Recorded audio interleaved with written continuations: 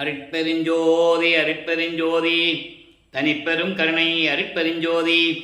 எல்லா உயிர்களும் இன்புற்று வாழ்க, வள்ளல் மலரடி வாழ்க வாழ்க, கொல்லா விரதம் குவளை எல்லாம் ஓங்குக, நல்லோர் நினைத்த நலம் பெறுக, நன்றி நினைத்த எல்லோரும் வாழ்க இசைந்து.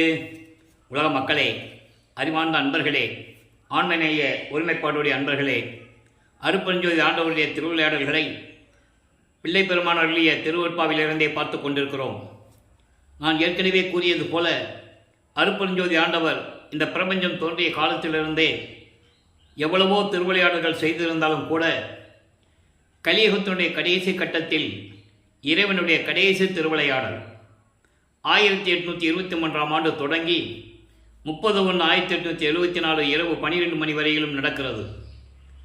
ஆக 1823ஆம் ஆண்டு தொடங்கிய திருவிளையாடல் 1874 ஆண்டு வரை நடந்து கொண்டிருக்கிறது.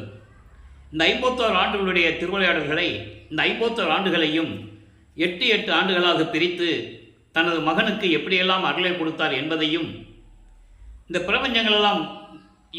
பிரபஞ்சத்தில் தோன்றிய இந்த யுகங்களெல்லாம் முடிவடைந்த பிறகு, அந்தந்த யுகங்களில் தோன்றிய சமயங்களோ மதங்களோ மார்க்கங்களோ முடிவடைந்த பிறகு, இந்த சதுர்யுகத்திலே வாழ்ந்து கொண்டிருக்கின்ற மக்களுக்காக ஒரு ஆன்மீக மார்க்க வேண்டும் என்பதற்காகவே சுத்த சன்மார்க்கத்தை உருவாக்கி அதை தன் மகன் கையில் கொடுத்து ஒரு பூலகத்திற்கு ஒரு தாயின் வழியாக வருவிக்க செய்து எப்படியெல்லாம் திருவிளையாடல் நடந்தது என்பதை தான் நாம் திருவற்பாவில் இருந்த பாடல்களின் மூலமாக விளக்கமாக பார்த்து கொண்டிருக்கிறோம்.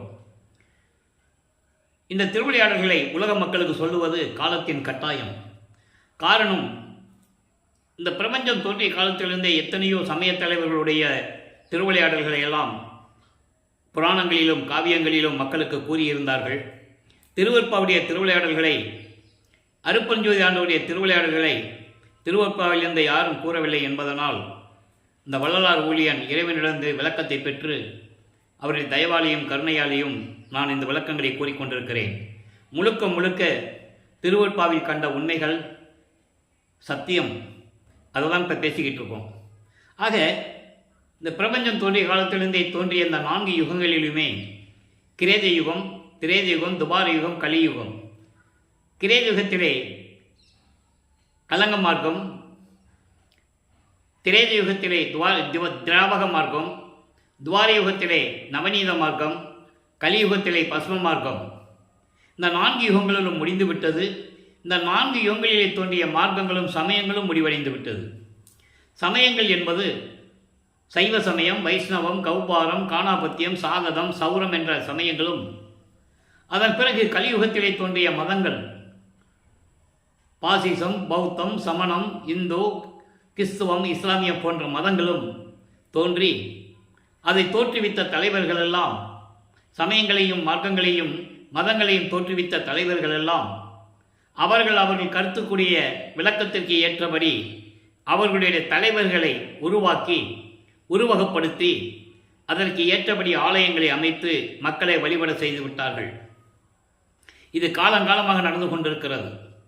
அந்த காலகட்டத்தில்தான் இனிமேல் இந்த சதுர்யுகத்திலே வாழ்ந்து கொண்டிருக்கின்ற உலக மக்களுக்கென்று ஒரு மார்க்கம் வேண்டும் என்பதற்காகவும், அந்த ஆன்மீக மார்க்கம் சமரசமாக இருக்க வேண்டும் என்பதற்காகவும், இறைவன் ஒருவனே என்ற நிலையை ஏற்றுக்கொண்டு உலக மக்களெல்லாம் இன்புற்று வாழ வேண்டும் என்பதற்காகவே அருட்பெருஞ்சோதி ஆண்டவர் தன் அருளால் ஒரு ஆண்மகனை பெற்றெடுத்து செல்வப்பிள்ளை என்று பெயரிட்டு வளர்த்து கொண்டிருக்கிறார். பிரம்மன், திருமால், ருத்திரன், மகேசனுடைய ஆயுள் காலம் முடிந்த பிறகு, அவர்களெல்லாம் பதவிகளை இழந்த பிறகு, அதாவது பதவி என்பது பிரம்மனுக்கு படைக்கும் தொழில், திருமாலுக்கு காக்கும் தொழில், ருத்திரனுக்கு அளிக்கும் தொழில், மகேஸ்வரனுக்கு மறைத்தல் என்ற ஒரு தொழில். இந்த 4 தொழிலையும் செய்து கொண்ட பதத்தலைவர்களுடைய ஆயுள் காலம் முடிந்த பிறகு அந்த மார்க்கங்களும் முடிந்து இறைவனிடம் சரணடைந்து விட்டார்கள். இறுதியாக சதாசிவன் தான் 5 தொழில்களை செய்து கொண்டிருக்கிறார். இந்த பதத்தலைவர்களுக்கெல்லாம் ஆயுள் காலம் உண்டு. அந்த ஒவ்வொரு பதவிகளுடைய ஆயுள் காலமும் ஒவ்வொரு யுகத்திற்கு கணக்கிட்டு வல்லப்பமானவர்கள் நமக்கு தெளிவாக அருளியிருக்கிறார்கள். இந்த நிலையில் சதாசிவத்தினுடைய ஆயுள் காலத்தில் 51 ஆண்டுகள் பாக்கி இருக்கும்போது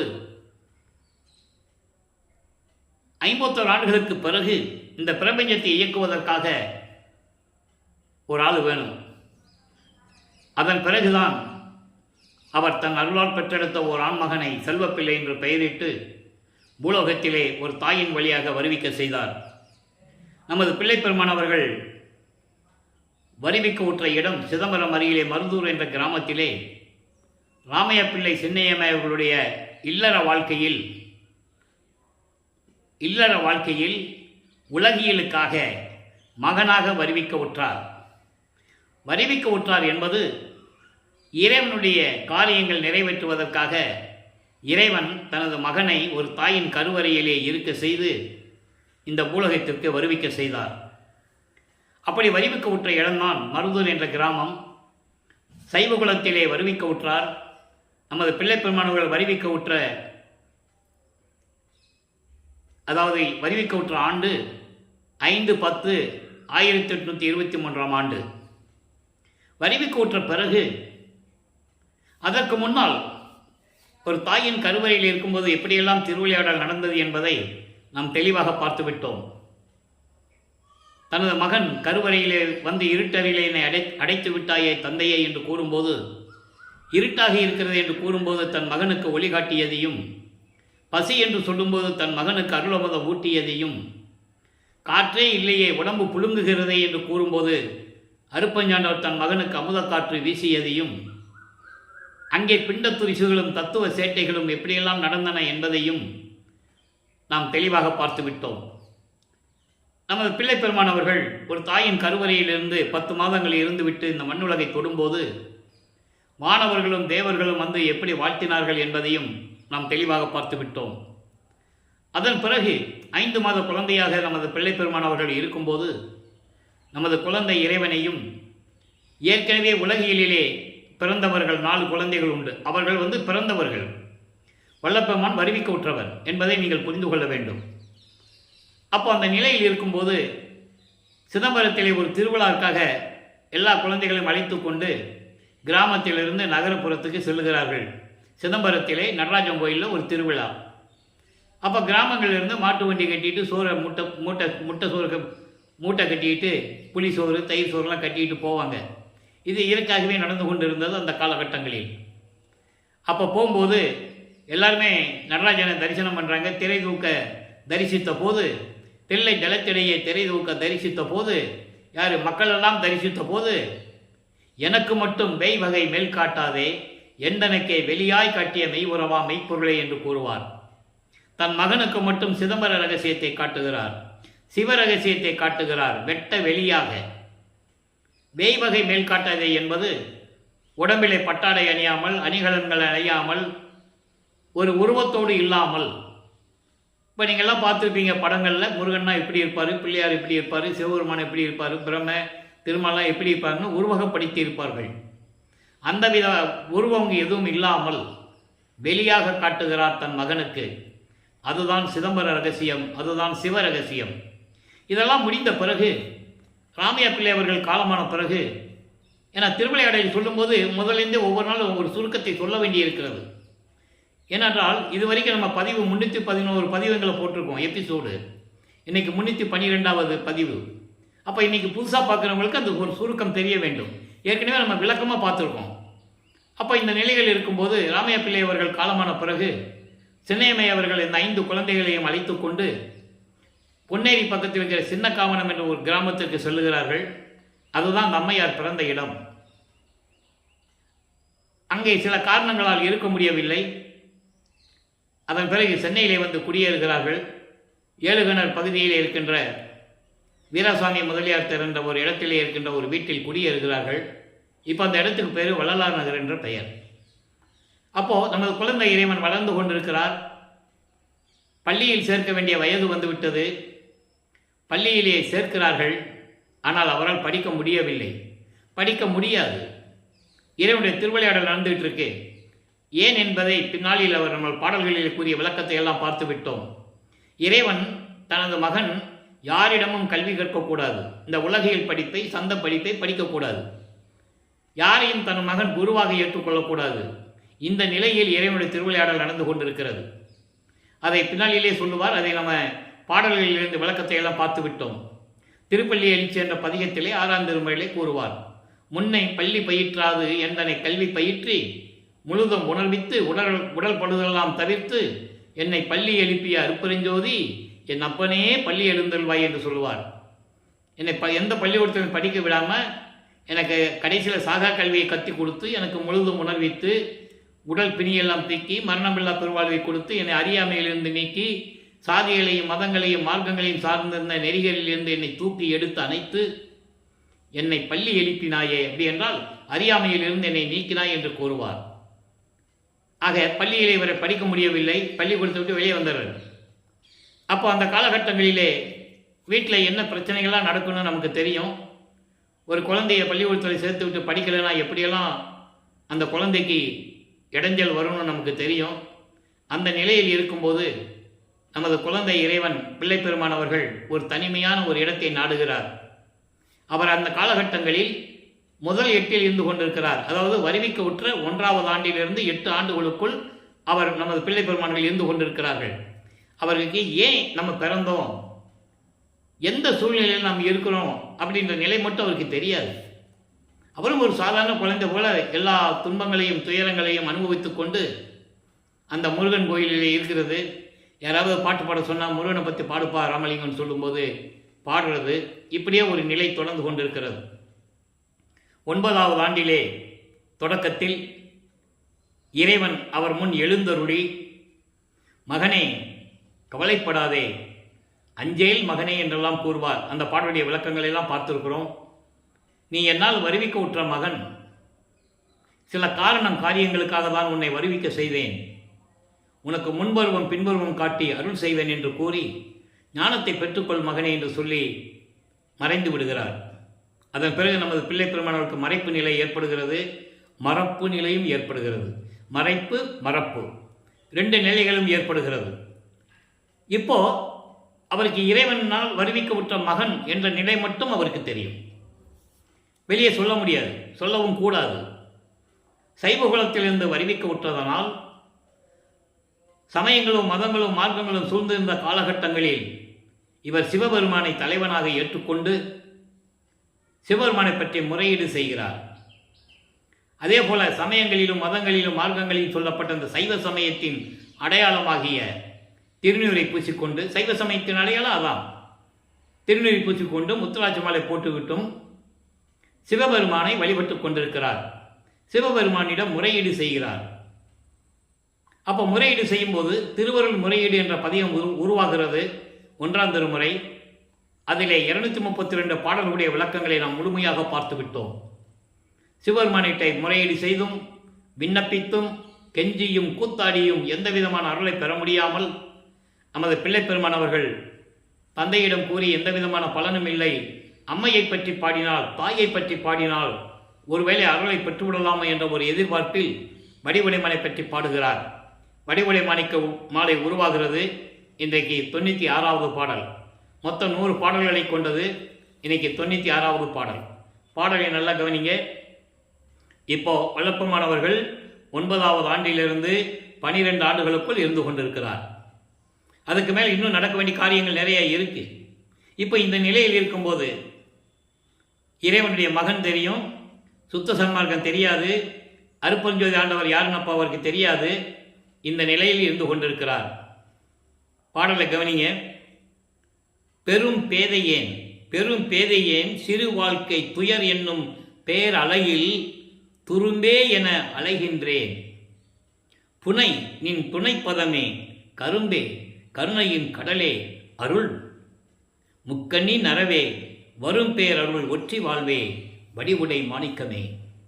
தாயே, எனது தந்தையினால் வருவிக்க உற்றவன் என்ற நிலை உனக்கும் தெரியும், தெரிந்திருந்தும் தெரியாமல் இருந்து கொண்டிருக்கிறாய். இதெல்லாம் இதுக்கு முன்னால் பாடலுடைய விளக்கம். தெரிந்து கொண்டிருக்கிறாய், நானும் உனது மகன்தானே, நீயும் உன் கணவனும் 2 பிள்ளைகளோடு ஆளுக்கு ஒரு பக்கம் பிள்ளையை வச்சுக்கிட்டு சந்தோஷமாக இருக்கிறீங்க. என்னை மட்டும் ஏன் நடுத்தருவில் விட்டுட்டீங்க? நானும் உன் பிள்ளை தானே. அப்படியெல்லாம் ஒரு சூழ்நிலையில் கேட்டுக்கொண்டிருக்கும் போது இந்த பாடலை நமக்கு அருளியிருக்கிறார்கள்.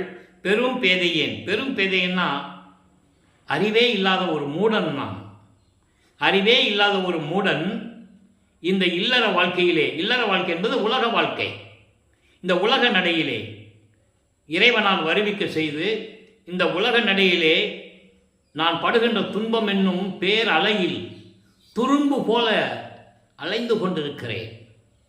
எந்த விதமான அருளையும் பெற முடியாமல் துன்பங்களையே அனுபவித்துக் கொண்டிருக்கிறேன். என் தாயே, தெப்பம் போன்று, புனை என்பது தெப்பம், தெப்பத்தில் அலைகள் இருக்காது, அமைதியாக இருக்கும், சாந்தமாக இருக்கும். கடலில் தான் அலைகள் இருக்கும், தெப்பத்தில் இருக்காது. அதுபோல அலைகளே இல்லாத தெப்பம் எப்படி இருக்கிறதோ, அந்த நீர்நிலை எப்படி இருக்கிறதோ, அதுபோல சாந்தமான நிலையில் இருக்கின்ற என் தாயே, என் தாயே, நீதானே எனக்கு துணை, உன் திருவடிகள் தானே எனக்கு துணை. அப்படி இருக்கும்போது கரும்பே, செங்கனியே, கருணையின் கடலே, நீ எனக்கு அருள வேண்டாமா? இந்த மகன் மீது இரக்கம் காட்ட வேண்டாமா? முக்கனியே, நரவே, நரவே என்றால் தேனே, முக்கனியே, தேனே, வரும் பேர் அருள் ஒற்றி வாழ்வே, அருளோடு புகழ்ந்து விளங்கிக் கொண்டிருக்கின்ற திருவொற்றியூரிலே இருக்கின்ற என் அம்மையே, வடிவுடை மாணிக்கமே, எனக்கு அருள வேண்டாமா? விரைவில் வந்து எனக்கு அருள்வாயாக என்று சொல்லி வடிவுடைமனை பற்றி பாடுகிறார். ஆக வல்லப்பெருமானவர்கள் சிவபெருமானை பற்றி பாடுகிறார், வடிவுடைமனை பற்றி பாடுகிறார். எப்படியாவது அருளை பெற வேண்டும் என்ற நிலையில் இருந்து கொண்டிருக்கிறார். இப்போ 13வது ஆண்டு தொடக்கத்தில் ஏற்கனவே இறைவனிடம் ஞானத்தை பெற்றாய்விட்டது, பாடும் திறன் வந்து விட்டது, பாடல் பாடக்கூடிய ஆற்றலை பெற்று விட்டார். நல்லா புரிஞ்சுக்கணும். இந்த நிலையை வல்லப்பெருமான் அவர்கள் வருவிக்க விட்டு 202 ஆண்டுகள் ஆகியும் இப்படிப்பட்ட ஒரு நிலை திருவருட்பாவிலே நடந்து கொண்டிருக்கிறது. இறைவனுடைய திருவிளையாடல் நடந்து கொண்டிருக்கின்ற நிலையை உலக மக்களுக்கு யாரும் விளக்கமாக விளக்கி கூறவில்லை. மற்ற எல்லாவற்றையும் சொன்னார்கள். நான் ஏற்கனவே கூறியிருக்கிறேன், திருவருட்பாவை பற்றி பேசும்போது எந்த நூல்களை பற்றி நான் பேசுவதில்லை. இருந்தாலும் இந்த சமயக்குறவர்கள் திருநாவுக்கரசர், திருஞான சம்பந்தர், சுந்தரர், மாணிக்கவாசகர் இவங்கெல்லாம் தனித்தனி மார்க்கத்தை சேர்ந்தவர்கள். திருநாவுக்கரசர் தசா மார்க்கத்தை சேர்ந்தவர், தாச மார்க்கம் என்றும் கூறுவார்கள். ஞானசம்பந்தர் சர்புத்திர மார்க்கத்தை சேர்ந்தவர். ஒரு குழந்தைக்கும் ஒரு தந்தைக்கும் உள்ள தொடர்பு. தசா மார்க்கம் என்பது ஒரு தொண்டனுக்கும் தலைவனுக்கும் உள்ள தொடர்பு. சகமார்க்கம் சுந்தரன் தோழனாக ஏற்றுக்கொண்டது. இறைவனை ஒரு தோழனாக ஏற்றுக்கொண்டிருந்த மார்க்கம். சமய மார்க்கம், சமய சன்மார்க்கம் என்று கூட கூறலாம். வாதவூரான் என்ற மாணிக்கவாசகர், ஒரு அடியாருக்கும் ஒரு இறைவனுக்கும் உள்ள தொடர்பு. இந்த நிலைகள், இந்த மார்க்கங்களில் இருந்தவர்கள் எல்லாம் இறைவன் ஆட்கொண்டு எப்படியெல்லாம் சிவபெருமான் அருளை கொடுத்தார் என்ற நிலையை உலக மக்களுக்கு தெரிவித்தார்கள். இது உண்மை, நடந்ததும் உண்மை. இறைவன் சிவபெருமானிடம் அருளாசி பெற்று முத்தி அடைந்தார்கள் என்பதும் உண்மை. எல்லாவற்றையும் சொன்ன இவர்கள்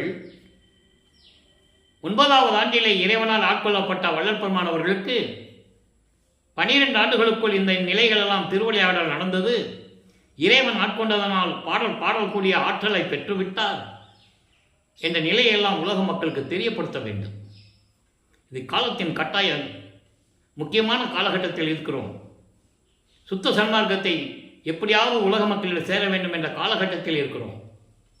இந்த நிலையில் இருக்கும்போது 13வது ஆண்டில் ஞானத்தை பெற்ற பிறகு முதலாக அவர்கள் குடியிருந்த பகுதியிலிருந்து, ஏழுகணர் பகுதியிலிருந்து திருவொற்றியூருக்கு நடந்துதான் செல்ல வேண்டும்.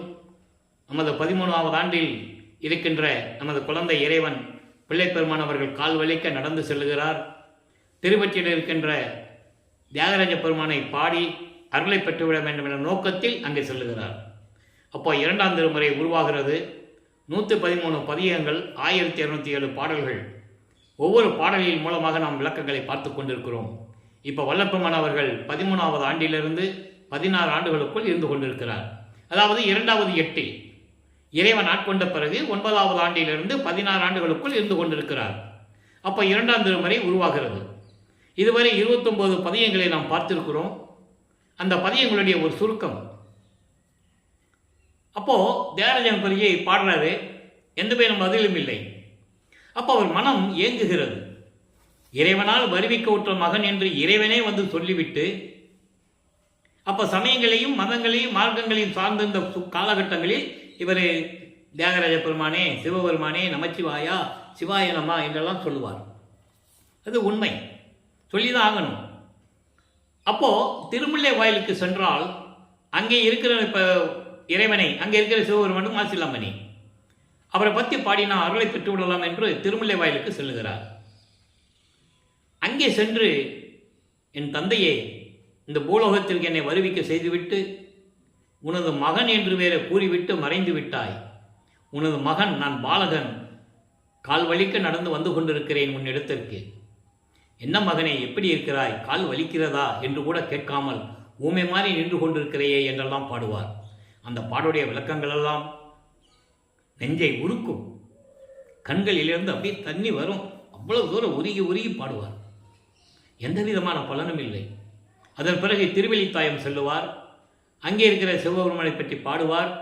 கந்த துணி கட்டிகிட்டு இருக்கேன், எனக்கு ஒரு கந்த துணியை கூட, நானும் கட்டிகிட்டு இருக்கேன், கட்டிகிட்டு நிற்கிறேன். உலக மக்களெல்லாம் உன் மேலே பழி சொல்லுவாங்களே, உன்னை இகழ்ந்து பேசுவார்களே, பெற்ற மகனை தெருவில் விட்டு விட்டானே என்று சொல்லி அந்த பழிச்சொல், அந்த இழிச்சொல் உன்மேல் வருமே, அது உன்னை சூழ்ந்து விடக்கூடாது என்பதற்காகத்தான் நான் வருந்துகிறேன்.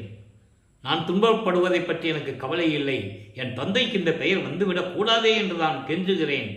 விரைவில் வந்து எனக்கு அருள்வாய் என்று கூறுவார். எந்த விதமான பதிலும் இல்லை.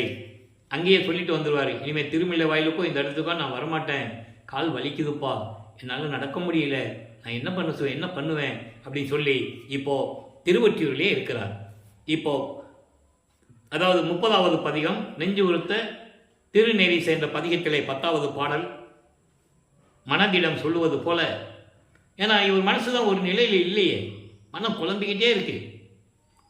அப்போ அந்த நிலையில் இருக்கும்போது அந்த பாடலை மனதிடம் எப்படி சொல்லுகிறார் என்பதை இந்த பாடலை பார்க்க போகிறோம். தெரிந்து எனக்கு அனந்தம் தண்டன் இடுகின்றேன், தெரிந்து நினக்கு அனந்தம் தண்டன் இடுகின்றேன், விரிந்த நெஞ்சே ஒற்றியடை மேவும் பரிந்த நெற்றி கண்ணானை, மால் அயனும் காணப்படாதானை, என்னாரை என்னாதே என்று. என் மனமே, என் நெஞ்சே, இறைவனை பற்றி நினைக்காதவர்களை நீ நினைக்காதே என்று உன்னிடம் கெஞ்சுகிறேன், உன்னை வணங்குகிறேன், அனந்த தண்டம் இடுகின்றேன். கோடான கோடி வணக்கங்கள் உனக்கு நான் சொல்லுகிறேன். நான் சொல்லுவதை கேள். ஒற்றியூரில் இருக்கின்ற எனது தந்தையை நினைக்காதவனை நீ ஏன் நினைத்து கொண்டிருக்கிறாய்? மனதை ஒரு நிலைப்படுத்து. எப்படிப்பட்ட இறைவன் தெரியுமா? ஒற்றியடை மேவும்னா திருவொற்றியிலே இருக்கின்ற இறைவன் எப்படிப்பட்டவர் தெரியுமா? நெற்றிக்கண்ணுடைய இறைவன். அந்த இறைவனை பார்க்க முடியாமல் திருமாலும் பிரம்மனும் எப்படி தேடி அலைந்தார்கள் என்பது உனக்கு தெரியாதா? அப்படிப்பட்ட இறைவனை நீ நினைக்காதவர்களையெல்லாம் நீ நினைத்து மனதை குழப்பிக் கொண்டிருக்கிறாய். இறைவனை வணங்குவோம், இறைவனுடைய திருவடியை பிடிப்போம் மனமே, எல்லா வாழ்க்கையும் நமக்கு சுகமாக கிடைக்கும் என்று சொல்லி இந்த பாடலை நமக்கு அருளியிருக்கிறார்கள். நல்லா கவனிக்கணும். இப்போ சமயங்களிலும் மதங்களிலும் மார்க்கங்களில் இருக்கும்போது திருமாலும் பிரம்மனும் இறைவனை பார்க்க முடியாமல் திணறிக் கொண்டிருக்கிறார்கள் என்று சொல்லுவார். சிவபெருமானை பார்க்க முடியாமல். சுத்த சன்மார்க்கத்தை பெற்ற பிறகு அருப்பெருஞ்சோதி ஆண்டவருடைய திருமுடியையும் அடியையும் பார்க்க முடியவில்லை என்று கூறுவார். அலை வாரிதியில் மாலு மயனும் துருவி நிற்க, தெளிவாக சொல்லுவார். இங்க என்ன சொல்லுவார்? துயரக்கடையில் நான் துரும்பு போல அலைந்து கொண்டிருக்கிறேன் என்று சொல்லுவார். சுத்த சன்மார்க்கத்தை பெற்ற பிறகு இந்த அலை வாரிதியிலே, கடலிலே வீசுகின்ற அந்த அலைகளிலே பிரம்மனும் திருமாலும் துரும்பு போல சிக்கிக்கொண்டு புலம்பிக் கொண்டிருக்கிறார்கள். அவர்களுக்கெல்லாம் மேலே எனக்கு எல்லாரையும் கொடுத்து என்னை ஆண்டு கொண்டாயே என் தந்தையே என்று கூறுவார். அந்த நிலை வரும்போது அந்த விளக்கங்கள் உங்களுக்கு கிடைக்கும். இப்போ இங்கே சிவபெருமானை பற்றி சொல்லுகிறார். இப்போ 2ஆம் திருமுறை முடிவடைந்த நிலையில் இருக்கிறது. இப்போ 16 ஆண்டுகளை கடந்து வல்லப்பெருமானவர்கள் 3வது எட்டில் அடியெடுத்து வைக்கிறார். 24. அதாவது 17வது ஆண்டிலிருந்து 24 ஆண்டுகளுக்குள் என்ன நடந்தது, அந்த 8 ஆண்டுகளில் என்ன நடந்தது என்பதை 3ஆம் திருமுறையிலிருந்து 19 பதிகங்களிலிருந்தும் 235 பாடல்களுடைய விளக்கங்களை நாம் முழுமையாக பார்த்து விட்டோம். இப்போ காட்சிகள் மாறுகிறது. இப்போ சிவபெருமான், அதாவது தியாகராஜ பெருமான் காட்சி கொடுப்பார். காட்சி கொடுத்தோன்னே இவருக்கு அளவெல்லாம் மகிழ்ச்சி, மட்டற்ற மகிழ்ச்சி. இது வரைக்கும் இல்லாத இப்போ நடக்குது. சரி, எப்படியாவது அருளை வாங்கிடுவோம் அப்படின்னு சொல்லி நிற்கும்போது மறைஞ்சிடுவார். இப்படி ஒவ்வொரு வீதியிலும் தேர் உலா வீதி வரும், வீதி உலா வரும், பவனி வரும்னு சொல்லுவார்கள். அப்போ எல்லாம் மக்கள்லாம் கும்பிட்டுக்கிட்டு இருப்பாங்க. இவருக்கு மட்டும் காட்சி கொடுப்பார். ஆனால் மறைஞ்சிடுவார். தேர் அடுத்த தெருவுக்கு போகும். இவர் குறுக்க ஓடி போய் அடுத்த தெருவில் நிற்பார். இதெல்லாம் பாடலில் இருக்கின்ற விளக்கங்கள். நல்லா புரிஞ்சுக்கணும் நீங்கள். அங்கேயும் இப்போ இதே மாதிரி தான் காட்சி கொடுப்பாரு, மறைஞ்சிடுவார். இந்த நிலைகளெல்லாம் தொடர்ந்து கொண்டிருக்கும் போது நேராக போனாலும் பேச மாட்டேன்றாரு, காட்சி கொடுத்தாலும் வந்து பேச மாட்டேன்றாரு. அப்போ ஒரு ஏக்கம் இருக்கும்ல, ஒரு சந்தேகம் வரும்ல. அந்த நிலையில் நாரையையும் கிளிகளையும் தூது அனுப்புவார். தன்னுடைய நிலைகளை சொல்லி தியாகராஜ பெருமான்கிட்ட போய் சொல்லுங்க, உன்னை நினச்சிக்கிட்டே இருக்கிறாப்புல 24 மணி நேரமும் அவனால் தூங்க முடியல, படுக்க முடியல, திடீர்னு எந்திரிச்சு அங்கேயும் இங்கேயும் உலாவிக்கிட்டு இருக்கிறான். இப்படியெல்லாம் சொல்லி பாடல்களெல்லாம் விளக்கங்கள்லாம் இருக்கும். அந்த பாடல்கள் எல்லாம் நான் ஏற்கனவே கூறியது போல தன்னை ஒரு பெண்ணாக உருவகப்படுத்தி, இறைவனை ஆணாக உருவகப்படுத்தி, தலைவி தலைவன் அப்படி இருந்தால் தான் அங்கே காதல் ருசிக்கும். அந்த நிலையில் அந்த பாடல்களை நமக்கு அருளியிருப்பார்கள். அந்த விளக்கங்களையெல்லாம் பார்த்து விட்டோம். இப்போ நிறைய பாடல்கள் உண்டு. இரங்கல் மாலை இருக்குது, திருவிழா பேர் இருக்குது, திருவிழா திறம் இருக்குது. எல்லா விளக்கங்களையும் நம்ம பார்த்துட்டோம். எல்லாவற்றையும் ஒவ்வொரு நாளும் நம்ம சொல்ல முடியாது, சுருக்கத்தை சொல்லிக்கலாம். இறுதியாக 19வது பதிகத்திலே, காதல் மாட்சி என்ற பதிகத்திலே இவர் இதே மாதிரி தியாகராஜ பெருமான் கோயில் முன்னால் நிற்பார். இப்போ அவர் இறங்கி இவரை நோக்கி நடந்து வருகிறார். இறைவன் தந்தை வருகிறார் என்று சொன்ன உடனே மற்றற்ற மகிழ்ச்சியில், அளவு கடந்த மகிழ்ச்சியில் கண்ணை மூடி மெய்மறந்து இருக்கின்ற வேளையில் பக்கத்தில் வந்து சும்மா செல்லமாக கன்னத்தை கிள்றது, உடம்பை தடவி விடுறது, தலையை கோதி விடுறது, இந்த நிலைகள்லாம் நடந்துகிட்டு இருக்கு. ஆனால் பேசுறது இல்லை. இவர் என்னதான் நடக்குதுன்னு சொல்லி கண்ணை திறந்து பார்க்கும்போது அவருடைய முதுகு மட்டும்தான் தெரியும். திரும்பி பார்க்காமல் தெருவழியாக ஓடுகிறார். இவர் பிடிக்க போறாரு, ஆனால் பிடிக்க முடியல. காதல் மாட்சி என்ற பதியத்திலே 10 பாடலுடைய விளக்கங்களை பார்த்து விட்டோம். அதன் பிறகு அங்கே இருந்தவங்க கேட்பாங்கல்ல, என்ன ரமலிங்க தெருவழியாக ஓடுறேன்னு கேட்கும்போது இவர் நிலையை சொல்லுகிறார். சிவபெருமான் ஓடுனாரே, நான் பிடிக்க போனேன், பிடிக்க முடியலை அப்படின்னு சொல்லுவார். இது பாடலுடைய விளக்கங்கள், கதையாகவோ கற்பனையாகவோ சொல்லுவதல்ல, திருவள்ளுப்பாவில் இருக்கின்ற உண்மைகள். அப்போ அவங்க இருக்கிறவங்க சொல்லுவாங்க, இந்த கலியுகத்தில் இதெல்லாம் நடக்கிற காரியமா? அப்போ கலியுகம் நடந்து கொண்டு இருக்கிறது. இந்த சம்பவம் நடக்கும்போது கிட்டத்தட்ட 1847ஆம் ஆண்டு, வளப்பமானுக்கு 24வது ஆண்டு ஆகிறது. வருவிக்க விட்டு 24வது ஆண்டு. நீ இறைவன் மீது ரொம்ப பக்தி இருக்கனால உனக்கு பக்தி மித்து போச்சு, அதனால் சில விஷயங்களை நீ அறிவுக்கு சம்பந்தம் இல்லாமல் பேசுகிற அப்படின்லாம் சொல்லுவாங்க. அப்போ அவங்க சொல்லுவாங்க, அவனுக்கே சோறு இல்லைன்னு சொல்கிறாங்க, தெரு தெருவாக பிச்சை எடுக்கிறான்னு சொல்கிறாங்க. அந்த பாடலுடைய விளக்கங்கள் அந்த மாதிரி இருக்கும். இறைவன் நிலையை, சிவபெருமானுடைய நிலையை அங்கே கூறுவார்கள். இருக்க இடம் இல்லை, சுடுகாட்டில் போய் படுத்துருக்கிறான், மண்டை ஓடுகளை மாலையாக போட்டிருக்கான், கழுத்தில் பாம்பு வேற வச்சுருக்கான், நீ அவனை போய் கட்டி பிடிக்கணும் அப்படின்னு சொல்கிற. பாம்பு கொத்துமே, ஓ மார்பில் இந்த மண்டை ஓடு இடிக்குமே. அந்த நயத்தோடு அந்த பாடல்களை நமக்கு அள்ளி இருப்பார்கள். இவர் சொல்லுவார் அதுக்கு பதில், அப்படி இல்லை, நான் இறைவன் மீது காதல் கொண்டுள்ளேன், அந்த காதலை என்னால் கனவில் கூட மறக்க முடியாது என்று சொல்லியதை பாடலின் விளக்கமாக பார்த்து விட்டோம். இப்போ 3வது எட்டம் முடிச்சிட்டார். 4வது எட்டில் அடி எடுத்து வைக்கிறார். 4 எட்டம் 32. 25வது ஆண்டிலிருந்து 32 ஆண்டுகளுக்குள் என்ன நடந்தது என்பதை, அந்த 8 ஆண்டுகளில் எப்படி திருவிளையாடல் நடந்தது என்பதை ஒரு சுருக்கம். 27வது ஆண்டில் இவருக்கு கல்யாணம் பண்ணணும்னு சொல்கிறாங்க. அதாவது 1850ஆம் ஆண்டு, 1850இல் இவருக்கு கல்யாணம் பண்ணணும்னு சொல்கிறாங்க. இவர் முடியாதுன்னு சொல்லி ஆகணும். ஏன்னா இவருக்கு தெரியும், இப்போது அவருக்கு சுத்த சன்மார்க்கம் இருக்கிறது தெரியும், அருப்பு ஞாண்டவர் இருக்கிறது தெரியும், எல்லா நிலையிலும் இப்போ அவருக்கு தெரியும். மறப்பு நீங்கிடுச்சு. அப்போ இந்த நிலையில் இருக்கும்போது இவருக்கு தெரியும். ஏன்னா இவர் தாலி கட்டுறதுக்காக தான் அந்த அம்மா வந்து, தனக்கோடி அம்மா வந்து, அந்த அம்மையார் வந்து இவர் வருவிக்க விட்ட குடும்பத்தில் ஒரு சொந்தக்கார பெண்ணாக, அதாவது உலகியலுக்காக அக்கா பெண்ணாக வந்து பிறக்கிறார்கள். நல்லா கவனிச்சுக்கணும் நீங்கள். அப்போ அந்த பெண்ணுக்கு இவர் முறை மாமனாகிறார், தாய் மாமனாகிறார், உலகியல் பந்தத்திற்காக. வள்ளற்பெருமானுக்கு எந்த பந்தமும் பாசம் பற்றும் கிடையாது. அவருக்கு பேரனோ பேத்தியெல்லாம் கிடையாது. அவர் கல்யாணம் பண்ணி குடும்பம்லாம் நடத்தலை. நல்லா புரிஞ்சுக்கணும் நீங்கள். இந்த நிலையில் இருக்கும்போது தந்தையிடம் அனுமதி கிடைத்து விட்டது. கல்யாண ஏற்பாடுகள் நடந்து கொண்டிருக்கிறது. அந்த கல்யாண மேடையிலே எல்லா உறவினர்கள் சொந்தங்களும் இருக்கிறாங்க. அங்கே பிரம்மன், திருமால், ருத்திரன் போன்ற பதத்தலைவர்களும் வானவர்களும் நவநிலை கூட்ட தலைவர்களும் ரிஷிகளும் முனிவர்களும் சத்தர்களும் சக்திகளும் எல்லாமே இவரை வாழ்த்துவதற்காக அமர்ந்து கொண்டிருக்கிறார்கள் என்பதை அற்பகாச மாலையிலே பாடல் மூலமாக நாம் தெளிவாக பார்த்து விட்டோம். இப்போ அந்த நிலையை முடிச்சாச்சு. இறைவனுடைய 8 குணங்களில் இப்போ அவர் ஐந்தாவது நிலையில் இருந்து கொண்டிருக்கிறார். 8 குணங்களை நம்ம ஏற்கனவே விளக்கமாக சொல்லியிருக்கிறோம். தன்மையத்தனாதல், தூய உடம்பினாதல், இயற்கை உணர்வினாதல், முற்றிலும் உணருதல், இயற்கையாகவே பாசங்களை நீக்குதல். இப்போ அந்த நிலையில் இருக்கிறார். மீதி 4 நிலைகளை முடிச்சுட்டு வந்துட்டார். அப்போ பாசங்களை நீக்கியாச்சு, பற்றுகளை நீக்கியாச்சு. இப்போ எல்லாத்தையும் துறக்கணும், விட்டாச்சு. சைவ சமயத்தின் அடையாளமாக திருநீரை பூசுவதை நிறுத்தியாச்சு. அவங்க அப்பாவே சொல்கிறார் இனிமேல் எனக்கு வேண்டான்னு. அது பாடலெல்லாம் நம்ம பார்த்துட்டோம். உத்திராட்சமலையை கட்டியாச்சு. எல்லா பற்றுகளையும் விட்டு சரியை கிரியை யோகம் என்ற 12 நிலைகளையும் கடந்து, அதெல்லாம் சமயங்களை சார்ந்தது. உருவங்களை பார்த்து வழிபடுவது, அந்த உருவத்திற்கு வேள்வி வைத்து வழிபடுவது, யோக நிலையில் வழிபடுவது என்ற 12 நிலைகளையும் கடந்தாச்சு. வெள்ளாடை அணிந்தாச்சு.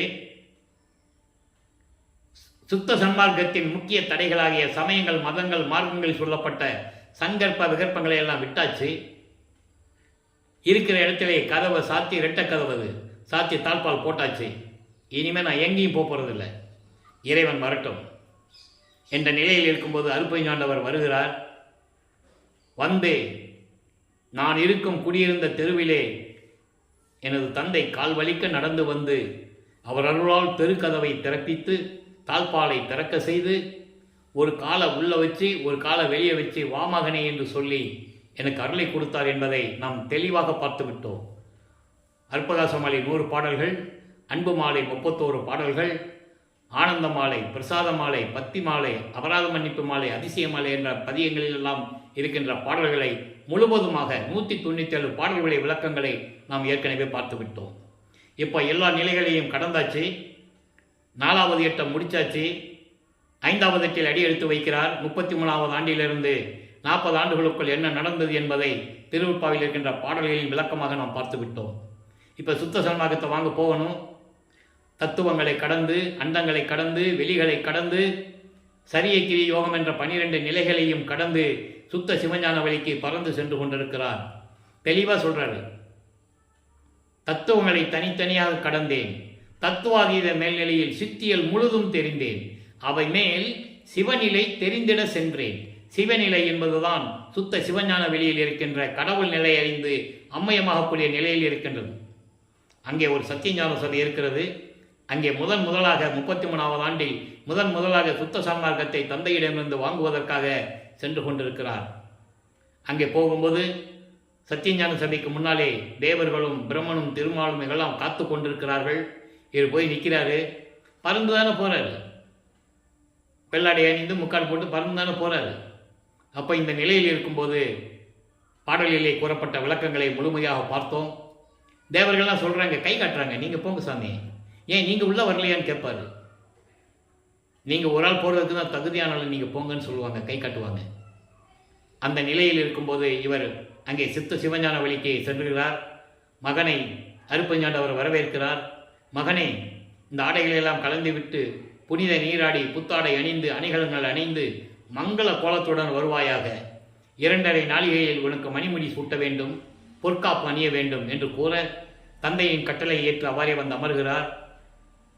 இந்த பிரபஞ்சம் அறிய தேவர்கள் முன்னிலையில், பதத்தலைவர்கள் முன்னிலையில், நவநிலை தலைவர்கள் முன்னிலையில், தேவர் கூட்டல் முன்னிலையில், ரிஷிகள் முனிவர்கள் எல்லாருடைய முன்னிலையில் தன் மகனுக்கு மணிமுடி சூட்டி பொற்காப்பு அணிந்து சுத்த சன்மார்க்கத்தை பெற்றுக்கொள் மகனே என்று கூறுகிறார். அதான் சுத்த சன்மார்க்கம் பெற்றேன் என்று கூறுவார். அந்த பாட்டுடைய விளக்கங்களை எல்லாம் பார்த்தோம். அதன் பிறகு மகனை உனக்கு சாகா கல்வியை கற்றுத்தருகிறேன் என்று சொல்லி தந்தை மகனுக்கு சாகா கல்வியை கற்றுத்தருகிறார். அந்த நிகழ்ச்சியெல்லாம் தேவர்களும் முனிவர்களும் எப்படி கோபத்துடனும் ஏமாற்றத்துடனும் எப்படி பார்த்தார்கள் என்பதை பாடல்களின் மூலமாக மெய்யொருள் வியப்பிலே இருக்கின்ற பாடல்களின் மூலமாக முழுமையாக பார்த்து விட்டோம். அதன் பிறகு மகனே, இன்னும் இப்போ என்னாச்சு, 33 40 ஆண்டுகள் ஆகிப்போச்சு. அப்போது 40 ஆண்டுகள் முடிஞ்சு போச்சு, இனி 19 வருஷம் பாக்கி இருக்கு இல்லையா? இப்போ வல்லப்பெருமான் அவர்கள் கருங்குழியில் இருக்கிறார். அங்கே 9 ஆண்டுகள் உறைவிடமாக கொண்டுள்ளார். அதற்கு முன்னால் நடந்த விளக்கங்கள் எல்லாம் நம்ம ஏற்கனவே பார்த்து விட்டோம். தான் இருந்த இடத்திற்கு அதாவது தண்ணீரால் விளக்கரித்த இல்லம் என்ற ஒரு பெயரை ஏற்படுத்திவிட்டு அங்கிருந்து விடைபெறுகிறார். ஏற்கனவே பேசியபடி, பார்வதி ஒரு மக்களும் பேசியபடி, தர்மசாலையை உருவாக்குவதற்காக ஒரு இடம் வேண்டும் என்று கேட்டு அவர்கள் மகிழ்வோடு கொடுக்க, அன்றே ஒரே நாளில் தர்மசாலையை நிறுவி 23/5/1867 ஆண்டு தர்மசாலையை நிறுவி அன்றே அணை அடுப்பை மூட்டி பசியோடு வருகின்றவர்களுக்கு பசியை போக்கிக் கொண்டிருக்கிறார். நம்மை எல்லாம் படைத்து காத்து கொண்டிருக்கின்ற இறைவன் அருட்பெருஞ்சோதி ஆண்டவராகிய வல்லப்பெருமான் அவர்கள். அவர் இறைவன் தான், நம்பணும். தெளிவாக சொல்கிறார் பாடல்களில். அங்கே மேட்டுக்குப்பத்தில் என்ன நடந்தது என்பதை நம்ம பின்னால் பார்க்க போகிறோம். இந்த நிலையில் இருக்கும்போது 1869 ஆண்டு மஞ்சக்குப்பம், கடலூர் மஞ்சக்குப்பம் நீதிமன்றத்திலே வழக்கு தொடரப்பட்டது. ஆறுமுக நாவலார் என்ற ஒரு புலவரின் தலைமையில் முத்துசாமி ஐயர் என்ற ஒரு வழக்கறிஞரை நியமித்து வழக்கை பதிவு செய்து விட்டார்கள். திருவற்பா மறுவற்பா என்று அறிவிக்க வேண்டும். காரணம், அங்கே வடலூரிலே ராமலிங்க பிள்ளை என்ற ஒருவர் எந்த கல்லூரியிலும் படிக்காமல் புலவர் பட்டம் பெறாமல் பாடல்களை இயற்றிக்கொண்டு திருவற்பா என்று பெயரிட்டு, திருமுறைகள் என்று பெயரிட்டு அழைத்து கொண்டிருக்கிறார். அவர் இயற்றிய பாடல்களெல்லாம் சமயங்களையும் மதங்களையும் மார்க்கங்களையும் சாடுகிறது. நாங்கள் எல்லாம் சமயங்களிலும் மதங்களிலும் மார்க்க ஜாதிகளையும் பற்று கொண்டவர்கள் காலங்காலமாக அப்படிதான் வாழ்ந்து கொண்டிருக்கிறோம். இது எங்களுடைய மனக்குழப்பத்தை மன உளைச்சலையும் தருகிறது. எனவே திருவற்பாவை மறுப்பா என்று அறிவிக்க வேண்டும் என்ற சாராம்சத்துடன் வழக்கை தொடர்ந்து விட்டார்கள். வழக்கு விசாரணைக்கு வருகிறது. நீதிமன்றத்திலே பிரிட்டிஷ்காரர் நீதிபதி. அந்த நிலையில் இருக்கும்போது வாதியிடம் விசாரணை முடிந்துவிட்டது. பிரதிவாதி எங்கே என்று கேட்கும்போது, ஏற்கனவே நீதிமன்றத்தில் ஊழியர்கள் 3 தடவை பேர் வச்சு கூப்பிடுவாங்க. அந்த பழக்கம் இன்றைக்கும் உண்டு. நீதிமன்றங்களில் 3 தடவை பேர் வச்சு கூப்பிடுறாங்க. ராமலிங்க பிள்ளை ராமலிங்க பிள்ளைன்னு. திடீரென்று எழுந்தருளுகிறார். அது வரைக்கும் அவர் அங்கே இல்லை. திடீரென்று எழுந்தருளியை நீதிபதி, நீங்கள் தான் ராமலிங்க பிள்ளை என்று கேட்கும்போது காட்சி தருகிறார். இதுதான் அங்கே நடந்திருக்கணும், நடந்திருக்கு. அவ்வளவு தெளிவாக சொல்கிறார். அதில் கணக்கு வழக்கு அத்தனையும் முடித்து விட்டேன் என்று கூறுவார். அப்போ இது இறைவன் கொடுத்த விளக்கம். ஏற்கனவே எல்லாரும் நூலில் பொதுப்படையாக எழுதியிருப்பாங்க. இவர்கிட்ட கேட்டார், இவர் பதில் சொன்னார். இறைவனால் சொன்ன விளக்கம் தான். இறைவன் சொன்னார், நான் பாடல் எழுதினேன். நாயகன் சொல்லும் வார்த்தை, நான் சொல்லுவதெல்லாம் நாயகன் சொன்ன வார்த்தை. நான் உரைப்பதெல்லாம் நாயகன் வார்த்தை. ஆக இந்த நிலையில் இருக்கும்போது அவர் உணர்கிறார், திருவருட்பாவை மறுப்பா என்று அறிவிக்க முடியாது என்று சொல்லி வழக்கை தள்ளுபடி செய்து திருவருட்பாதான் மக்களுக்கு ஏற்றது என்ற தீர்ப்பை வழங்குகிறார். அந்த மகத்தான தீர்ப்பை பெற்றுக்கொண்டு நமது இறைவன் வல்லப்பெருமான் அவர்கள் தர்மசாலையிலே வந்து அமர்கிறார்கள். இங்கே வந்த பிறகு உத்தரஞான சிதம்பரம் மாலை எப்படி உருவானது, சமாதி வற்புறுத்தல், நடராஜபதி மாலை, சர்க்குருமணி மாலை எப்படி உருவாச்சு, அதனுடைய விளக்கங்கள் எப்படியெல்லாம் இருந்தது என்பதை நாம் ஏற்கனவே பதிவுகளிலே பார்த்து விட்டோம். இப்போ லைவாக பார்த்துக்கிட்டு இருக்கோம். இப்போ வல்லப்பெருமான் அவர்கள் 48வது ஆண்டில் இருந்து கொண்டிருக்கிறார். வருவிக்க உற்று 48வது ஆண்டு. அப்போ கிட்டத்தட்ட 1870 ஆண்டுன்னு கூட நம்ம வச்சுக்கலாம் கணக்குக்கு. சரியா? மாதங்கள் கொஞ்சம் முன்ன பின்ன இருக்கும். சரியாக யாரும் சொல்ல முடியாது. ஒரு அபிமானத்தின் மேலே சொல்லலாம். நம்ம ஒன்றும் தவறில்லை. அப்போது என்ன நடந்தது என்பதை ஞான மருந்து என்ற பதிகத்திலிருந்து 117 பதிகம் இன்றைக்கி 31வது பாடலை பார்க்க போகிறோம். நல்லா கவனிங்க. நான் ஏற்கனவே கூறியது போல் பாடல் சின்னதாக இருக்கும், சின்ன வரியாக இருக்கும். ஆனால் விளக்கம் பெருசாக இருக்கும். பாருங்கள், 6 அப்பால் மருந்து, 6 அப்பால் மருந்து, அதற்கு அப்புறத்து 6 அப்பால் மருந்து. முதல்ல இந்த வரியை சொல்லிடுறேன். 6 அப்பால் மருந்து. 6 × 6 36 தத்துவங்கள். ஆன்ம தத்துவம் 24, வித்யா தத்துவம் 7, ஈஸ்வர தத்துவம் 5, ஏற்கனவே இந்த 36 விளக்கங்களுக்கு நம்ம பதிவில் விளக்கம் கொடுத்தாச்சு. இந்த 36 தத்துவங்களுக்கும் மேலே இருக்கின்ற இறைவன். அப்போ இந்த தத்துவங்களை எல்லாம் கடந்த இறைவன். அதனால் தான் நானும் தத்துவங்களை கடந்தேன் என்று சொல்லுவார். அருப்பஞ்சோதி அகவலிலே நீங்கள் படிச்சிருக்கலாம். ஏறா நிலைமை செய் ஏற்றி எந்தனைக்கு 6 காட்டிய அருப்பெருஞ்சோதி. முதல்ல காட்டிய அருப்பெருஞ்சோதி, அதுக்கப்புறம் அதே படல கடத்திய அருப்பெருஞ்சோதி என்று சொல்லுவார். ஏறா நிலையினரை ஏற்றி எந்தனை ஈண்டு 6 கடத்திய அருப்பெருஞ்சோதி. ஆக இப்படி 36 தத்துவங்களை இறைவன் கடந்தான். அதுக்கு அப்பால் இருக்கின்ற இறைவன். அதே போன்று நானும் அவனுடைய மகனாகிய நானும் 36 தத்துவங்களை கடந்தேன் என்று கூறுவார். அதான் அருப்பெருஞ்சோதி அட்டகத்தில் சொல்லுவார், தத்துவங்களை தனித்தனியாக கடந்தேன். அப்போ அதுக்கு மேலே ஒரு நிலை இருக்கு. தத்துவாதீத மேல்நிலையில் சித்தியல் முழுதும் தெரிந்தேன், அவை மேல் சிவநிலை தெரிந்திட சென்றேன். அந்த சிவநிலை தெரிந்திட சென்றேனுக்கு இப்போ அடுத்தபடி ஒரு வார்த்தை இருக்கு. ஒவ்வொரு பாடலுக்கு ஒரு தொடர்பு உண்டு நண்பர்களை, விளக்கம் உண்டு. சிவநிலை தெரிந்திட சென்றேன்னு அங்கே சொன்னார்ல, அதுக்கு இந்த இந்த விளக்கம். அதற்கு அப்புறத்து இந்த தத்துவங்களை கடந்த பிறகு ஒரு நிலை இருக்கிறது, ஈராறுக்கு அப்பால். ஈராறு என்பது 12. இந்த 12 என்பது சரிய கிரிய யோகம். இந்த 12 நிலைகள், ஒவ்வொன்றுக்கு 4 நிலைகள். சரியையில் சரியை, சரியையில் கிரியை, சரியையில் யோகம், சரியையில் ஞானம். இப்படி ஒவ்வொன்றுக்கு 4 நிலைகள் இருக்குது. அதான் ஈராறுன்னு சொல்றாரு. முன்னாங்க 12. இந்த முன்னாங்க 12 நிலைக்கு அப்பால் இருக்கின்ற இறைவன். அப்ப அதுக்கு மேல என்ன அப்பால் இருக்கிறது? இன்னும் 4 நிலைகள் பாக்கி இருக்கிறது. ஏன்னா 16வது நிலை தான் கடவுள் நிலை அறிந்து அமயமாகக்கூடிய நிலை. அந்த நிலையில் இருக்கின்ற இறைவன். அப்போ 13வது நிலை என்னது? தெரியோதச நிலை. தெரியோதச நிலை என்பது 13வது நிலை, ஞான சரியை. அங்கிருந்து தான் சுத்த சன்மார்க்கம் உதயமாகிறது. மரணமில்லா பெருவாழ்வு அங்கிருந்து தான் உதயமாகிறது. சுத்த சன்மார்க்கத்தை பெற்றாலே மரணமில்லா பெருவாழ்வு. ஞான சரியை, ஞான கிரியை, ஞானத்தில் யோகம், ஞானத்தில் ஞானம்.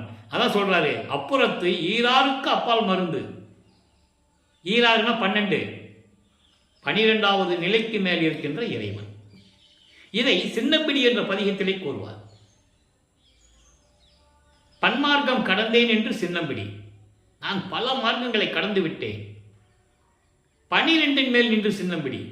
அதை தான் இங்கே ஈராறுன்னு சொல்லுகிறார். 12 மேல் நின்றுன்னா 13வது நிலை, திரையோதச நிலை, ஞான சரியை, மரணமில்லா பெருவாழ்வு சொல்லிட்டாரா. பின்னால் சொல்வார், சுத்தமாக, அதாவது சன்மார்க்கமே மார்க்கம் என்று சின்னம்படி, சத்தியம் சொல்லுகிறோம் சின்னம்படி. அப்போ மகனும் சேர்ந்து சத்தியம் பண்ணுறாங்க மக்களுக்கு. காரணம், மக்கள் அறியாமையில் இருந்து கொண்டிருக்கிறார்கள் என்பதற்காக. இறைவனே மக்களிடம் சத்தியம் பண்ணது திருவற்பால தான் நீங்கள் பார்க்க முடியும். மனிதனுக்கு மனிதன் சத்தியம் பண்ணுறது வேற. இறைவன் ஏன் சத்தியம் பண்ணுகிறார்? நீங்கள் சித்தி விழா போனால் அங்கேயும் இருக்கும்.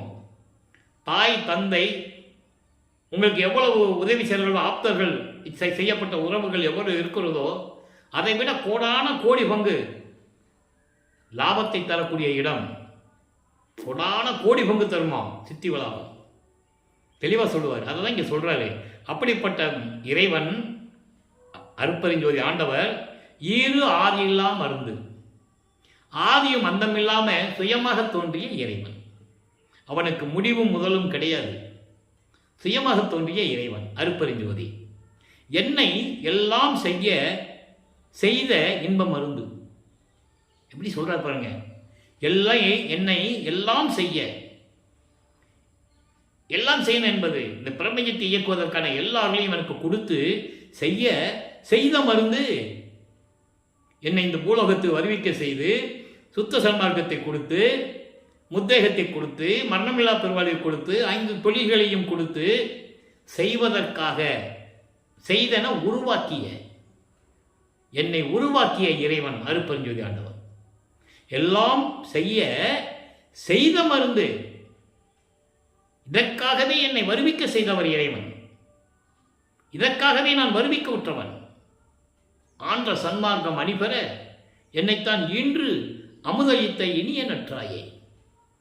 அதுக்காகவே நான் வருவிக்க விட்டேன். அதோடு மட்டுமா, அகத்தை கருத்து புறத்தை வெளுத்திருந்த உலக அனைவரையும் சகத்தை திருத்தி, சமயங்களிலும் மதங்களிலும் மார்க்கங்களிலும் ஜாதிகளிலும்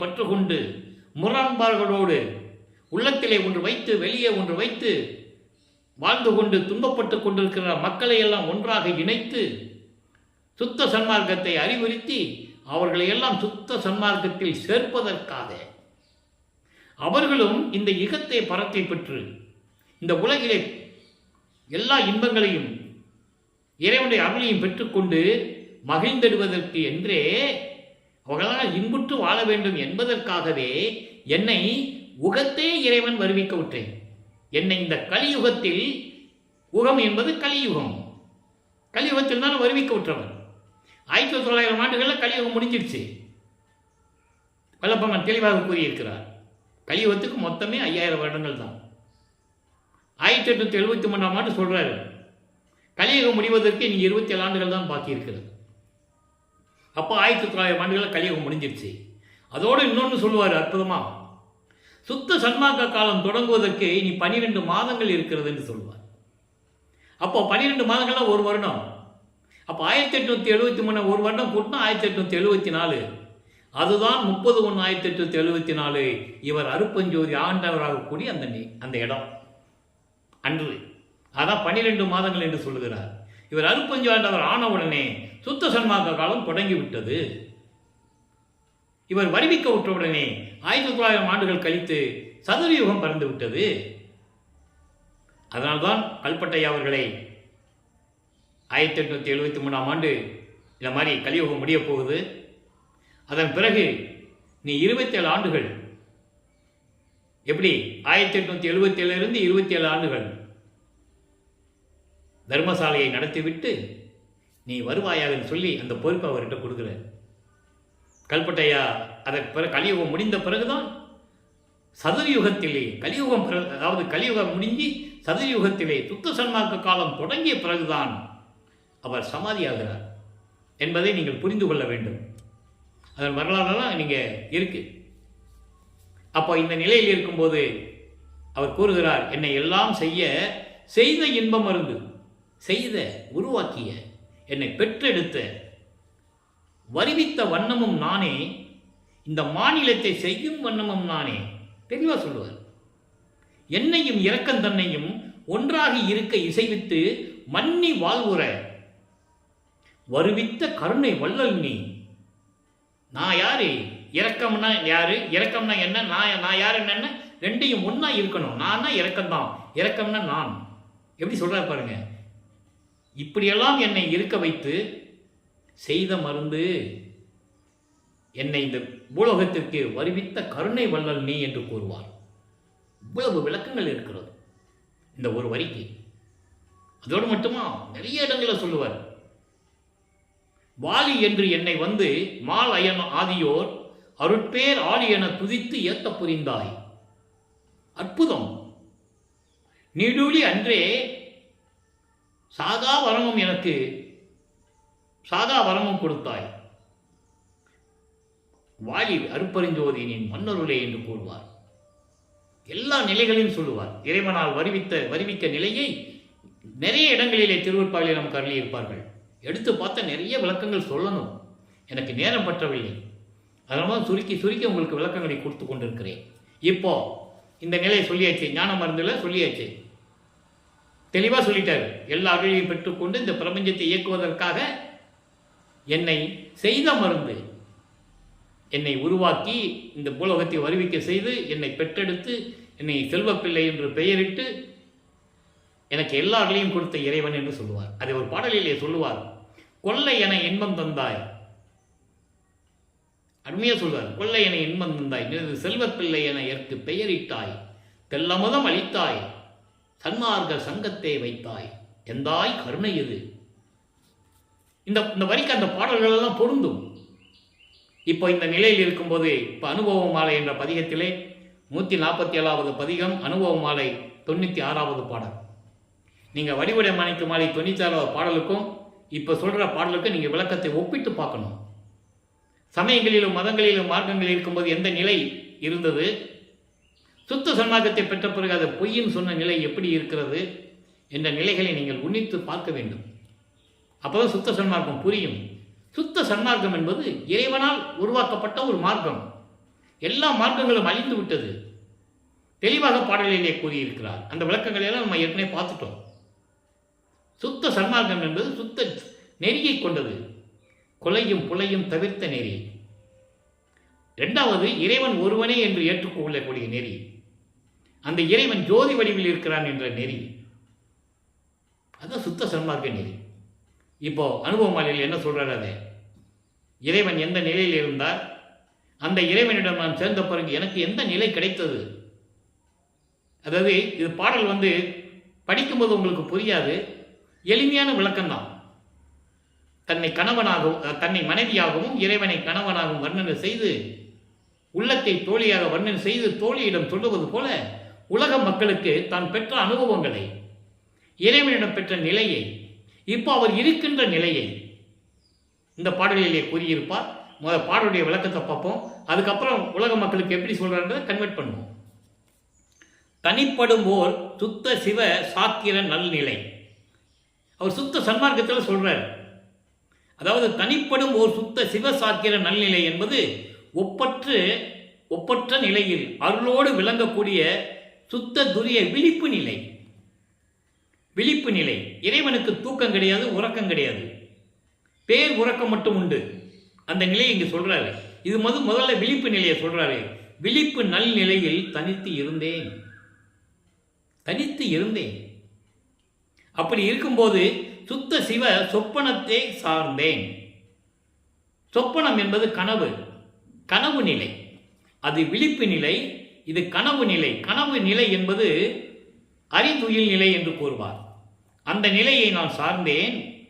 கனிப்படும் மெய் சுத்த சிவ சுளுத்தியிலே கழித்தேன். உச்சநிலை. சுத்த சிவநிலை என்பது உச்சநிலை. அருளோடு விளங்கக்கூடிய பேரின்பமான அந்த இறைவனுடைய உச்ச நிலையில், அந்த உறக்க நிலையில் நான் மகிழ்வாக இருந்தேன். அறிதுயில் நிலையில் நான் மகிழ்வாக இருந்தேன். அதுக்கப்புறம் சொல்றார், கலந்து கொண்டேன் சுத்த சிவ துரிய நிலை அதுவாய். சுத்த சிவநிலை துரை அதுவாய் என்பது அருப்பெருஞ்சோதியாய்.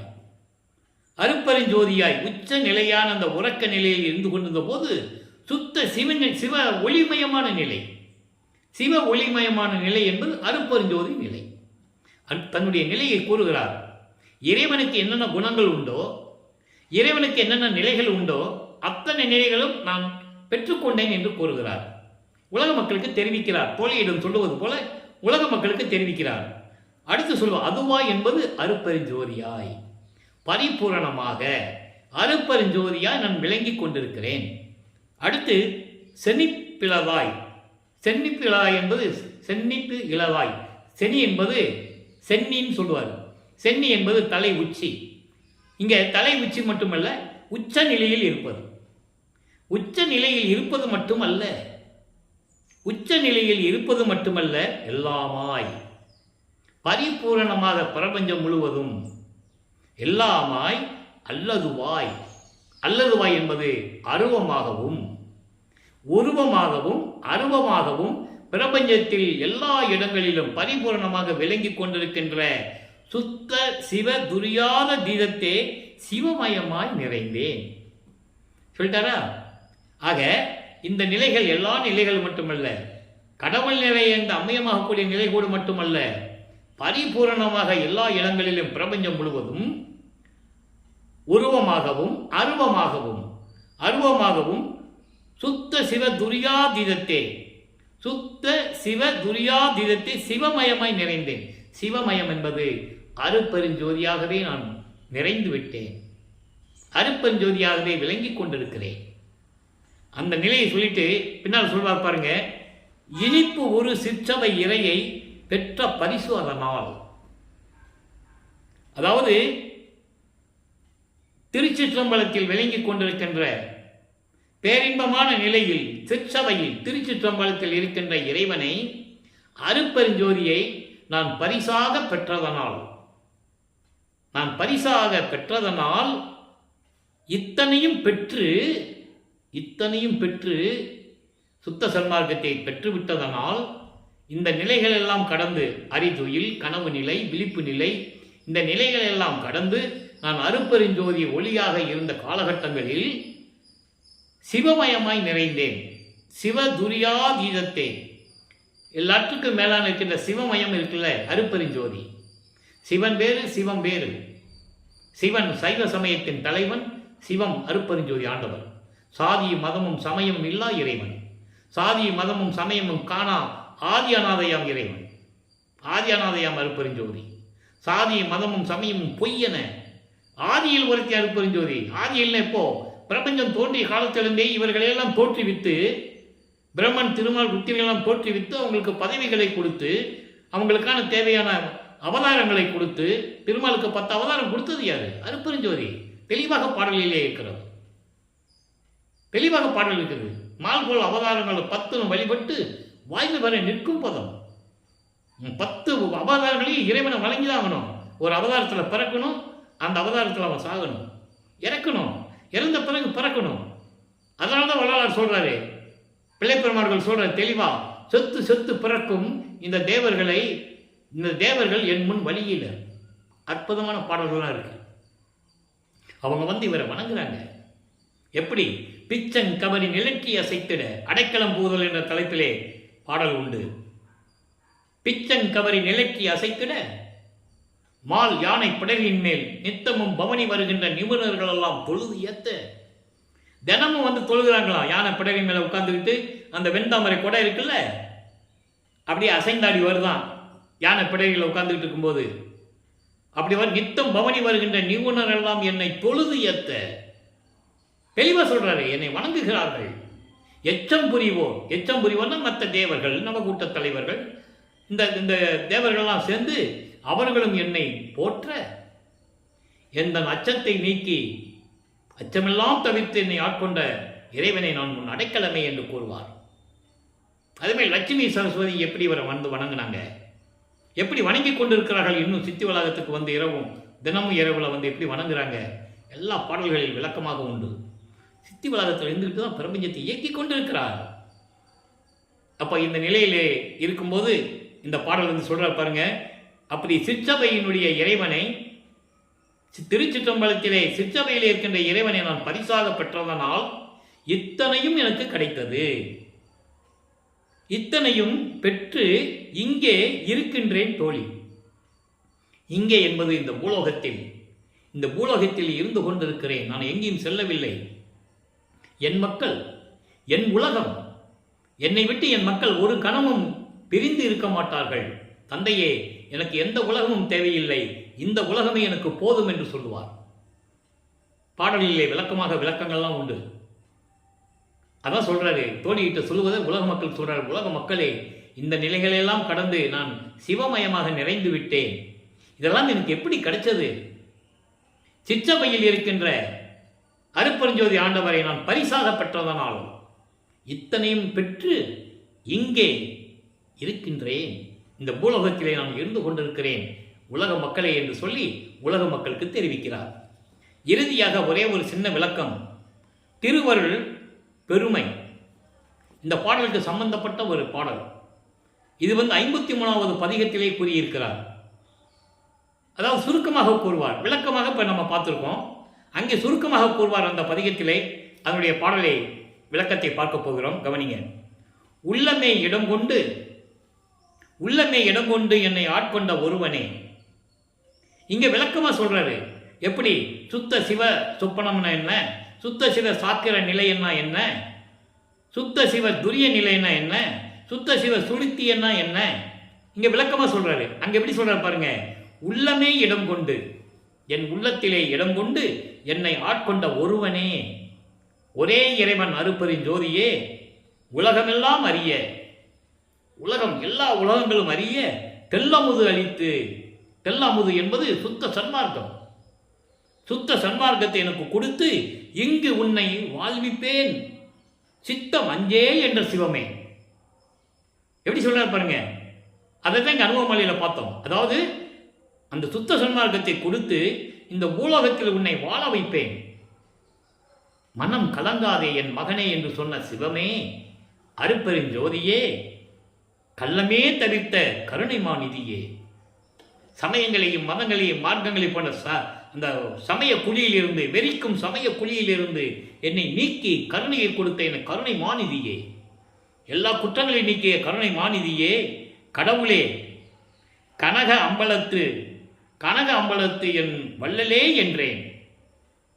கனக அம்பலம் என்பது பொற்சபை, கனகம் என்பது பொன், கனக அம்பலம் என்பது பொற்சபை. பொற்சபையிலே என் தந்தையே என்று நான் கூறினேன். உடனே வந்து அருப்பெருஞ்சோதி வழங்கினேன். வாலினின் மாண்பே எல்லாம் சொல்றாரு பாருங்க. ஆக இந்த பாடல் மூலமா என்ன தெரிஞ்சுக்கிறோம் அப்படின்னா, இறைவன் எப்படி உள்ளத்திலே கலந்து இவரை ஆட்கொண்டார். சுத்த சன்மார்க்கம் உலகம் அறிய எல்லா உலகங்களிலும் சுத்த சன்மார்க்கத்தை கொடுத்து உன்னை இந்த பூலோகத்தில் வாழ வைப்பேன் என்று என்னை எப்படி சொன்னார் என் இறைவன். சமயங்களையும் மதங்களையும் மார்க்கங்களில் சொல்லப்பட்ட நெறிகளை எப்படி என்னை கடத்தி கொண்டு வந்தார், தூக்கி எடுத்து அணைத்தார் என்று சொல்லுவார் ஒரு பாடலில். தூக்கி எடுத்தான், அணைத்தான், சிற்றம்பலத்து என்கோ என்று சொல்லுவார். ஆக்கி அழித்தல் முதலாம் ஐந்தொழில் ஓர் ஐந்தினையும் தேக்கி நீ அமுது செய் என்றான். தூக்கி எடுத்தான், அணைத்தான், சிற்றம்பலத்து என்கோ என்று சொல்லுவார். அதை தான் இங்கே சொல்றாரு, கள்ளம் தவிர்த்து. ஆக இந்த நிலையிலிருந்து வல்லப்பெருமான் அவர்கள் எப்படியெல்லாம் இறைவனிடம் அருளை பெற்றுக்கொண்டார் என்பதையும், ஒவ்வொரு 8 ஆண்டுகளிலும் இறைவனிடம் எப்படி அருளை பெற்றுக்கொண்டார் என்பதையும், 48 ஆண்டுகளிலே நமது பிள்ளை பெருமானவர்கள் வரவிக்க விட்டு 48 ஆண்டுகளிலே என்ன நடந்தது என்பதையும் பார்த்து கொண்டிருக்கிறோம். இனி 3 ஆண்டுகள் பாக்கி இருக்கே. நம்ம மேட்டுக்குப்பத்தில் போகும்போது வல்லப்பெருமான் அங்கே போகும்போது நம்ம பார்க்க போகிறோம். இனி கொஞ்ச நாள் தான், 1 மாதத்துக்குள்ளே இந்த நிலைகள்லாம் முடிஞ்சிடும். அதுக்கப்புறம் அந்த நம்ம பதிவுகளை பார்ப்போம். எனவே அன்பர்களே, இன்று நாம் சொன்ன இந்த பதிவுகளெல்லாம் உங்களுக்கு புரிந்திருக்கும் என்று நான் கருதுகிறேன். நீங்களும் சுத்த சன்மார்க்கத்தில் இணைந்து அருப்பெருஞ்சோதி அருப்பெருஞ்சோதி தனிப்பெருங்கனே அருப்பெருஞ்சோதி என்ற மகாமந்திரத்தை சொல்லி ஜோதி வழிபாடு செய்து, அருப்பெருஞ்சோதியாக இருக்கின்ற ஜோதி வழிபாடு செய்து, கொலையும் குலையும் தவிர்த்து, மாமிச உணவை தவிர்த்து, உயிர்களை கொலை செய்வதை தடுத்து, இறைவனுடைய அருளை பெற்றுக்கொண்டு இந்த வையகத்திலே நீங்கள் வாழ்வாங்கு வாழ வேண்டும், நோயற்ற வாழ்வில் நீங்கள் வாழ வேண்டும் என்று இறைவனுடைய தயவாலயம் கருணையாலயம் வாழ்த்தி இந்த வள்ளலார் ஒளியன் விடைபெறுகிறேன். மீண்டும் நாளை சந்திப்போம். நன்றி, வணக்கம். அருட்பெருஞ்சோதி அருட்பெருஞ்சோதி தனிப்பெருங்கருணை அருட்பெருஞ்சோதி. நாளையும் இறைவனுடைய திருவிளையாடல் தொடரும். கண்டு மகிழ்ந்து இறைவன் அருளை பெற்றுக்கொள்ளுங்கள்.